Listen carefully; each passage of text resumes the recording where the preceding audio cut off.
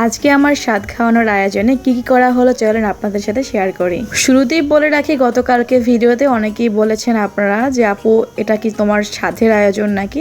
আসলে স্বাদ বলতে আমি এটাকে আসলে বিধর্মীয় আয়োজন মনে করি, এবং স্বাদ কত মাসে খাওয়ায় এটাও আমার জানা নেই। খুব সম্ভবত 7 কি 8 মাসে, আমি আসলে এটাও জানি না। আমার ছেলে যখন হয় পুরো প্রেগনেন্সি টাইমটাতে আসলে একদিনের জন্য আম্মুকে কাছে পাইনি, কেননা তখন আম্মু গ্রামে ছিল আর আমার কাছে যে সে থাকবে সেই পরিস্থিতিও ছিল না। আমার প্রথম বাবুর সময় মাশাআল্লাহ খাবারের রুচি অনেক ভালো ছিল।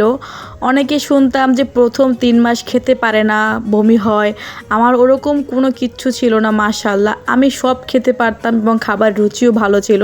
কিন্তু দুঃখের বিষয় হচ্ছে আমাকে যেটা খেতে হতো সেটা নিজেকে বানিয়ে খেতে হতো।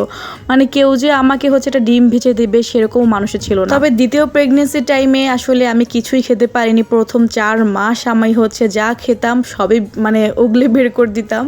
তো এখন আলহামদুলিল্লাহ খেতে পারি কিছুটা। ওই যে আমার প্রথম বাবু হওয়ার সময় যে কষ্টটা, বিশ্বাস করেন এটা আমার এখনও রয়ে গিয়েছে। আমি আম্মুকে বলে যে আম্মু আমাকে কয়েক রকম আইটেমের খাবার যদি কেউ দিত আমি তাহলে খুব মন ভরে তৃপ্তি সহকারে খেতে পারতাম। তো এই কথাটা আমার হাজব্যান্ড শুনে ফেলে। শোনার পরে সে হচ্ছে সেই দিন দুপুরে আমার জন্য হোটেল থেকে অনেক রকমের খাবার আনে। মানে হোটেলে যা যা আইটেম ছিল সব কিছু নিয়ে এসে আমার জন্য সব কিছু প্লেটে সাজিয়ে দিলেও আমি আসলে সেই খাবারগুলো তৃপ্তি করে খেতে পারিনি। কারণ আপনারা জানেন হোটেলের খাবারগুলো আসলে খুব বেশি একটা ভালো হয় না, তেল মশলা ঝালে দিয়ে পোড়া থাকে। তো ওই কারণে আমি তেমন একটা খেতে পারিনি। অনেক সময় খুব ভর্তা খেতে ইচ্ছে করতো। হাজব্যান্ড আমাকে ঠিকই হোটেল থেকে এনে দিত, বাট ওগুলো আসলে বিশেষ করে খাওয়ার মতো না, আর ভালোও লাগতো না খেতে। মায়ের হাতের রান্না বলেন, মায়ের হাতের ভর্তা, পিঠা, আসলে মায়ের হাতের রান্নার স্বাদই কিন্তু আলাদা হয়, যেটা অন্য কোনো রান্নার সাথে তুলনা করা যায় না। তো আম্মুরও সেই জায়গা থেকে আফসোস ছিল যে প্রথমবারের সময়তে খাওয়াতে পারিনি মেয়েকে, তাই দ্বিতীয় প্রেগনেন্সিতে সে এখন আমার জন্য এই আয়োজন করছে। তো মায়ের এই ছোট্ট ভালোবাসা আসলে এটা অন্য কোনো কিছুর সাথে তুলনা করা যায় না। আর যেটা আপনারা অনেকেই বলেছেন স্বাদের কথা, আসলে ওরকম কিছুই না। আশা করি আপনারা বুঝতে পেরেছেন। আজকের দিনটা আমার কাছে খুবই খুশির একটি দিন, বিশ্বাস করেন। আমি এটা প্রথমবারের সময় খুব করে চেয়েছিলাম, তো যাই হোক সেটা হয়নি, তাতে কি হয়েছে, আলহামদুলিল্লাহ দ্বিতীয়বারের সময় এটা আমার পূর্ণ হলো। আসলে আমাদের মেয়েদের কাছে এই টাইমটা খুবই একটা শৌখিন, একটা আহ্লাদি টাইপ, বা এটা আমাদের কাছে সারা জীবন স্পেশাল হয়ে থাকবে। কারণ এই সময়টা আমরা মেয়েরা চাইলেও কখনো আর ফিরিয়ে আনতে পারবো না।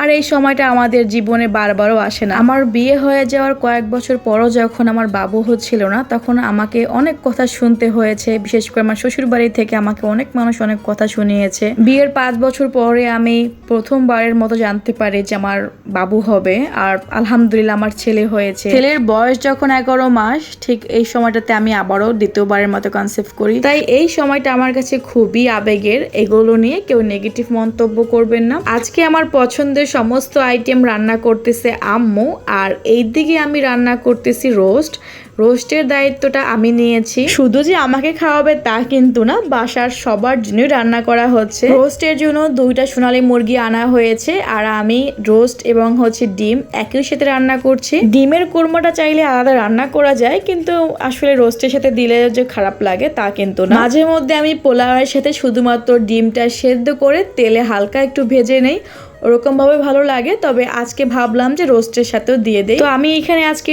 পুরোটা রান্না রোস্টের মশলা দিয়ে করছি। আর রোস্ট রান্নাতে আমি আজকে কোনো এক্সট্রা পানি দিব না, সম্পূর্ণটা দুধ দিয়ে রান্না হবে। আমাদের স্টুডেন্ট আপু মাইমুনা, যে কিনা এ মাসে ইউটিউব থেকে 66,000 টাকা পেমেন্ট তুলেছে।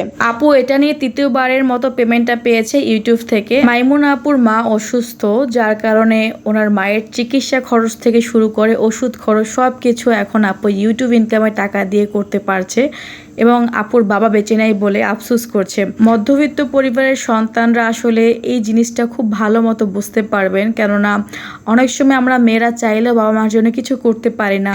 এবং আমাদের বাঙালি মেয়েদের হাজব্যান্ডরা কখনো শ্বশুর শাশুড়ির জন্য তারা আলাদা করে কিছু করে না, এবং হাজব্যান্ডের টাকা দিয়ে বাবা মার জন্য কিছু করাটা সত্যি খুব টাফ। এটা আমরা আসলে খুব ভালো মতো মেয়েরা বুঝতে পারি। যখন আপনি নিজের ইনকামের টাকা দিয়ে বাবা মার জন্য কিছু করবেন, তখন কিন্তু চাইলেও কেউ আপনাকে না করতে পারবে না। আমাদের প্রত্যেকটা মেয়ের উচিত নিজের সেলফ ইন্ডিপেন্ডেন্ট হওয়া, নিজের যোগ্যতায় কিছু করা, নিজের জন্য কিছু করা। আমাদের যে শখ রয়েছে, যে স্বপ্নগুলো রয়েছে, সেগুলো উচিত নিজেই পূরণ করা। আমাদের মেয়েরা সমাজে তো অবহেলিত কেন বলেন তো? শ্বশুর বাড়িতে কেন এত অত্যাচারিত হতে হয় মেয়েদের?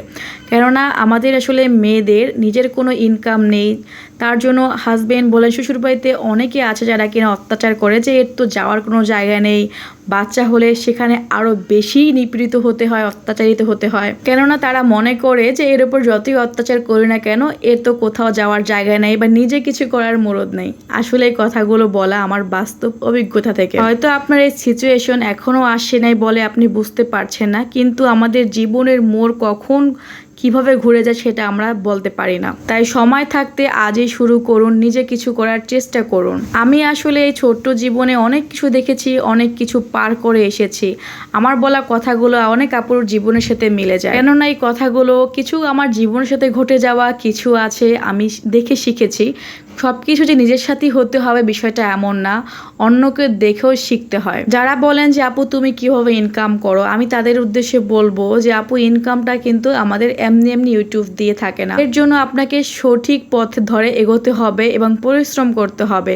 পরিশ্রম মানে এই না যে আমি ভুল নিয়মে শুধু কাজ করে যাবো, ভিডিও আপলোড দিয়ে যাবো। আপনার যে ভিডিওগুলো দেখতে পান এগুলো সঠিক নিয়ম গাইডলাইন ফলো করে আমি ইউটিউবে আপলোড দেই বলি এখান থেকে ডলার ইনকাম করতে পারি। এটা কথা কি ভেবে দেখেছেন? ইউটিউবে কিন্তু বহু সংখ্যক মানুষ কাজ করছে, কিন্তু সফল হতে কয়জন পেরেছে? অনেকে তো জানেও না যে সে যে কাজগুলো করছে, সে যে ভিডিওগুলো আপলোড দিচ্ছে তার সঠিক নিয়মে আপলোড দেওয়া হচ্ছে না, তার চ্যানেলটাই কিন্তু সঠিক গাইডলাইন ফলো করে খোলা হয়নি, প্রফেশনাল নিয়মে সেটা সেট আপ করা নেই। যখন আপনি একটা জায়গায় কাজ করতে আসবেন তখন সেখানে আগে আপনার অভিজ্ঞতা থাকা লাগবে, তাহলেই আপনি সেখান থেকে সফলতা অর্জন করতে পারবেন। ইনকাম কিন্তু আমরা আপু এমনি এমনি করছি না, অবশ্যই এখানে নিয়ম রয়েছে যেটা আপনাকেও ফলো করতে হবে। যারা সত্যি চান ঘরে বসে ইনকাম করতে, নিজে কিছু করতে, নিজের স্বপ্ন পূরণ করতে, হাজবেন্ডের পাশে দাঁড়াতে, ফিনান্সিয়ালি ভাবে আমাদের উচিত হাজবেন্ডকে সাপোর্ট করা। সবসময় যে আমাদের দায়ভার হাজবেন্ডের উপর দিব তা কিন্তু না, নিজেও কিছু করেন তাহলে হাজবেন্ডের উপর থেকে চাপ কিছুটা হলেও কমবে। আমাদের স্টুডেন্ট মাইমুনা আপু তার মায়ের জন্য সবাই দোয়া করবেন যেন আন্টি তাড়াতাড়ি সুস্থ হয়ে যায়। আর আরও একটা কথা বলে রাখি এখানে, আন্টি আমার জন্য দোয়া করে, যেহেতু আমার একজন ছেলে আছে তাই সেই বলে দোয়া করে যেন আমার একজন মেয়ে হয়। তবে আল্লাহ যেটা ঠিক করে রেখেছেন তাই তো হবে। তো আমার জন্য যে দোয়া করছে আন্টি এটাই অনেক বড় পাওয়া। আপুদের উদ্দেশ্যে বলবো যারা কিনা চান যে ঘরে বসে নিজে কিছু করার জন্য, নিজে ক্যামেরার সামনে না এসে, নিজের ফেস না দেখিয়ে, ভয়েস না দেখিয়ে ইনকাম করবেন, সেই প্রসেসটা শেখানো হয় আমাদের কোর্সে। যাদের ভিডিও বানাতে সমস্যা হয়, ছোট বাচ্চা রয়েছে অথবা হাজবেন্ড সাপোর্ট করে না, তারাও কিন্তু চাইলে নিজে ভিডিও না বানিয়ে অন্যদের ভিডিওর মাধ্যমে ইনকাম করতে পারেন খুবই সহজেই, কোনো রকমের কপিরাইট ছাড়া। আর সেই প্রসেসগুলো শেখানো হয় এবং সেইগুলো স্টেপ বাই স্টেপ ফলো করে কাজ করলে আপনিও কিন্তু নিজে ভিডিও না বানিয়ে অন্যদের ভিডিওর মাধ্যমে ইজিলি ইনকাম করতে পারবেন। যাদের অলরেডি চ্যানেল রয়েছে, দীর্ঘদিন ধরে কাজ করছেন, সফলতা অর্জন করতে পারছেন না, আগে সঠিক নিয়মে কাজ করেন, না হয় আপনি যে কষ্টগুলো পরিশ্রমগুলো করছেন সেগুলো কিন্তু বৃথা যাবে এবং একদিন হতাশ হয়ে অনলাইন প্ল্যাটফর্ম ছেড়ে চলে যাবেন। তার আগে যে কষ্টগুলো পরিশ্রমগুলো করছেন সেটা সঠিক নিয়ম ফলো করে করুন, দেখবেন অবশ্যই আপনিও ইনকাম করতে পারবেন ইউটিউব থেকে। উপরে স্ক্রিনে নাম্বারটা রয়েছে, এটাতে ইমো এবং হোয়াটসঅ্যাপ বিস্তারিত জানতে আপনারা আমাকে মেসেজ দিন। তো এই তো আজকে আমার জন্য এই আয়োজন করা হয়েছে, আম্মু আমার জন্য সব নিজে হাতে রান্না করেছে। আর এইখানে মিষ্টি আনা হয়েছিল, বাট মিষ্টিটা আমি এবার খুব বেশি এটা খেতে পারছি না। আমার প্রথম প্রেগনেন্সিতে ছেলে হওয়ার সময় আমি প্রচুর মিষ্টি খেয়েছি, কিন্তু এবারের প্রেগনেন্সিতে আমি সেরকম একটা মিষ্টি খেতেই পারছি না, মানে ভালোই লাগছে না। ছেলে হওয়ার সময় তো আমি হাফ কেজি মিষ্টি একাই খেয়ে নিতে পারতাম এক বসাতে, কিন্তু এইবার একটা মিষ্টিও কিন্তু আমি পুরোটা শেষ করতে পারি না। তো যাই হোক, একদিকে ভালোই হয়েছে, মিষ্টিটা খেলে আরো তাড়াতাড়ি ওজন বাড়ে। তো চলেন আপনাদেরকে দেখিয়ে দেই আজকে আম্মু কি কি রান্না করেছে। এইদিকে ছিল রোস্ট, তারপরে মাছের মাথা, এরপরে ছিল ডিম, তারপরে গরুর গোশত রান্না করা হয়েছে, এখানে ছিল মাছ, আর সাথে ছিল একটা সবজি যেটা কিনা মিষ্টি কুমড়া দিয়ে আর খুব সম্ভবত ডিম দিয়ে রান্না করা হয়েছে। আর ছিল হচ্ছে পোলাও এবং ইলিশ মাছ ভাজি, এটা আমার অনেক পছন্দের।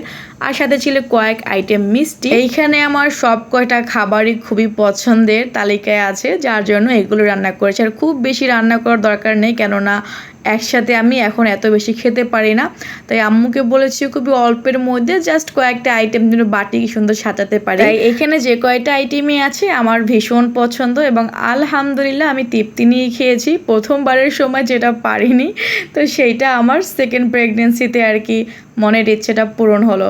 সবাই দোয়া করবেন আমাদের জন্য। হয়তো অনেকেই বলবেন যে বোরকা পরেই আমি খাবারটা খেয়েছি কিনা, আসলে না, ভিডিওর শুরুটা একটু বোরকা পরে নিচ্ছি, এরপরে আমি বোরকা খুলে তারপর নিজের মতো করে শান্তিতে খাবো। জাস্ট ফার্স্টে একটু ভিডিও করে নিচ্ছি আপনাদের সাথে শেয়ার করার জন্য, আর এগুলো আসলে মেমোরি হয়ে থাকবে। এইখানে বাবুর আব্বু একটা কাজ করছিল আর আমি এখানে কি জানি বলে দিচ্ছিলাম। তো কেমন লেগেছে আপনাদের আজকের ভিডিওটা অবশ্যই কমেন্ট করে জানাবেন, এবং চ্যানেল যদি সাবস্ক্রাইব করা না থাকে তাহলে প্লিজ সাবস্ক্রাইব করে দেবেন এবং ভিডিওতে একটি লাইক দিয়ে দেবেন, আর নিজের পরিবার আত্মীয় স্বজন সবার কাছে ভিডিওটি শেয়ার করে দেওয়ার অনুরোধ রইল। আজ এই পর্যন্তই, দেখা হচ্ছে পরবর্তী ভিডিওতে। সে ভালো থাকবেন, সুস্থ থাকবেন এবং আমাদের জন্য দোয়া করবেন। আল্লাহ হাফেজ, আসসালামু আলাইকুম।